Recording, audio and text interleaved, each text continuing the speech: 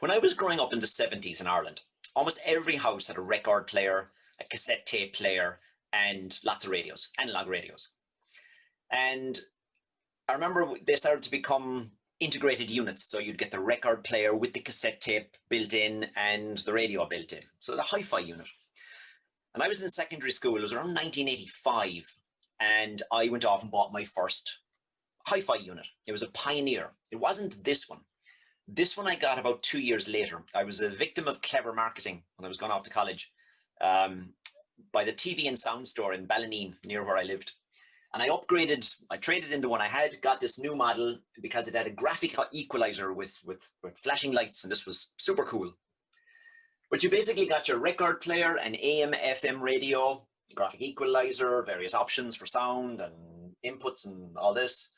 And you had a double cassette tape deck. Because remember back then, there was no Spotify, there was no internet. Everything came on cassette tapes. And we were carrying our music around with us in some sort of a Sony Walkman-like device. So everything was portable, it was all in cassettes. If you wanted to copy anything, you needed a double cassette tape deck. And if you remember back to one of the earlier episodes, I was talking about the Atari computer. The games, a lot of them came on cassette tapes. And if you wanted to make a backup of the game, you put the tape in here, you put a blank tape into the other one, and you hit high-speed copy. You made a copy. Now, the copyright rules were the same back then as they are today. So you could make backup copies, but that was about it. But the Hi-Fi.